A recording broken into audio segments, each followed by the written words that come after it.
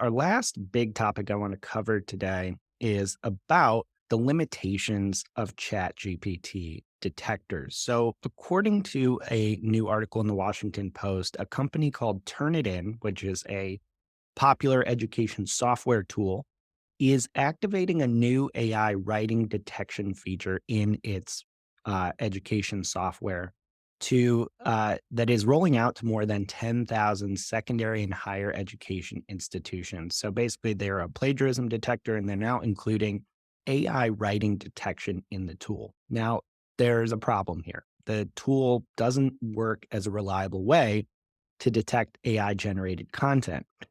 The latest from the Post and some of their experiments shows that the tool is not reliable. It actually fails multiple times to detect adequately what is AI written, what is human generated. Sometimes it fails outright, other times it misses parts of the text and miscategorizes them. The latest research has shown they're not reliable, and it actually does seem like the chief product officer of Turnitin appears to know this too. And he was quoted as saying, "Our job is to create directionally correct information for the teacher to prompt a conversation.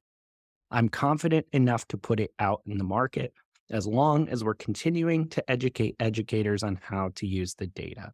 So the issue here being that the company appears to be hedging how well its software can detect AI writing, whereas teachers, educators, and parents may be taking them at face value and assuming that this is accurate 99% of the time. Now, Paul, I know this resonated for you. You wrote a LinkedIn post about this software, citing some of the problems with this approach. Could you walk us through maybe a little more of your thinking here? Yeah, I think it's a terrible idea. So my basic takeaway is we know from the latest research these things do not work. That yes, it can with some level of accuracy, maybe it's 50%, 70%, whatever it is, predict that something was written by AI. Is that good enough to fail a student and affect their career and their reputation and their life? No, it's absolutely not. So we're putting the power to make that decision in the hands of an untrained teacher. So unproven technology in the hands of untrained teachers. We're all of a sudden expecting teachers to become experts in large language models so they know the validity of some score that says a student may have cheated if we're going to consider using AI cheating now. So the problem here actually is twofold. One, schools haven't caught up yet to even have a point of view on whether or not students should be using AI, and if so, how. Now, there's some individual teachers, who are doing incredible work to not only embrace this technology, but to infuse it into the classroom and use it as a teaching guide and an assistant and to show them how the technology works. Like amazing. Kudos to all the teachers, professors who are doing that. But that is the exception, not the rule. So, for the most part, school systems, teachers, administrators have no idea whether or not they should be encouraging the use of these things, how to integrate them in the classroom. And now we all of a sudden have a score that's telling a teacher maybe a student cheated on this. Well, who's the arbitrator to figure that out, whether they did or not? So if the student gets to make, or if the teacher gets to make the judgment call that this student cheated, and there's no way for that student to challenge that decision, now all of a sudden the student's at the mercy. And how does bias not fall into this? So now you start like the teacher has to like prejudge, is this person someone who's likely to cheat? And there's all these, it's just so rife with problem. And yet the tech is out there. Like they released this on what was it, April 4th, just like turn the feature on. So now Mm. all these teachers are getting this score, like, oh yeah, this person might have cheated, 20% chance, 80% chance. What is the teacher supposed to do with that information? So I just feel like it's just the wrong time to do this. Like the whole idea of we'll educate educators. Okay, well, how about we educate educators first? Mm. We have real conversations where you roll this out on a scaled basis, where you go in and explain what a language model is and why these things make stuff up and why the score may be completely inaccurate and how directionally correct isn't sufficient to fail a student. So, and like I had problems with this beforehand, but it just so happened that I'm on the board of directors for junior achievement. And so I was teaching a class that week to students, high school students. And the first question I got was from a student who said he got a 50 out of 50 on an essay. And then a week later, the teacher came back and told me he had a 0 out of 50 because the teacher believed he had used an AI writing tool to do the assignment. And the kid swore he didn't. I'm not saying the kid did or didn't, but that was it. And the kid said, well, I didn't. Like, I don't agree. And the teacher said, there's nothing you can do. You have a 0 out of 50. So this is a real life thing. And so now the teacher's going to have these scoring systems to tell them this. So Mm. I just think it's such a failure of just because we can doesn't mean we should. Just because we can have AI writing detection tools does not mean that they should be put in the hands of people that make decisions around people's futures because of it.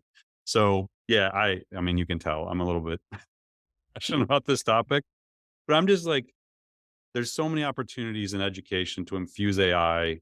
And the fact that this is what we're having to talk about rather than all the positives that could be happening, um, it's just a shame. And I hope that this backfires like really fast so that we can pull this technology back and have a real conversation about whether or not it should even be in schools right now. I And was if, going again, I don't know, turn it in like, I don't know anybody there. If anybody turn in and like listens to this podcast and has point of view we should understand, and maybe there's some missing information here, but it was a pretty thorough article from the Washington Post. mm, So I'm certainly open to hearing alternatives, but I just feel like there needs to be more dialogue around this kind of stuff before we just turn it loose on schools. is there any way here, in your opinion, to put the genie back in the bottle? Just, I mean, is there a chance that schools will realize this is an awful idea and stop using the technology? Or is it more of we need to be more aware and educated moving forward now that we're stuck with this approach? Yeah, I don't know. I'm not sure the extent to which Turnitin is actually adopted with at each individual teacher level. Like Mm, if it's truly used as like an authoritative source. So we probably have to do a little more homework on what the utilization rates are going to be of this feature. You may have a bunch of people just like, I don't know, like I'm not going to use it. I don't understand what it's saying. And others may just rely on it. So if they trust it as a plagiarism detection tool and it's done it confidently, then I assume whatever that software company puts out, you're going to believe it's a truly predictive score. And I thought I saw something to the effect of like it's accurate like 98% of the time, according to mm. them. But in the 16 examples the Washington Post gave, it sure was nowhere close to 98%. And I've yet to see a research paper that says any AI detection tool can get close to 98%. So, and again, like the thing you have to keep in mind is this is a race. Like just be even if it came out Tuesday and it was 98% accurate, there's a chance 30 days from now it'll be 50% accurate because there's ways to mask the AI created content so it doesn't come across as though AI created it. So if the game is I'm going to use AI, like I'm a student and I know I'm going to get in trouble if I use the technology available to me to write my essay, Mm. I'll just find a way to mask the fact that I used it. I'll go get some other app that then does an overlay of what I create to mask it so that it can't be detected by Turnitin software. Like, do we really want to play that game? Encourage kids to find more creative ways to cheat. That's basically what this is doing because this is never going to be foolproof. And so you're not going to get 100% accuracy. So why even play this game? Like it seems like just the wrong thing we should be doing. We should be focusing on the good this can do as a teaching aid and a personalized teaching assistant for students and ways to enrich education with it, not teaching them to game the system with more advanced technology.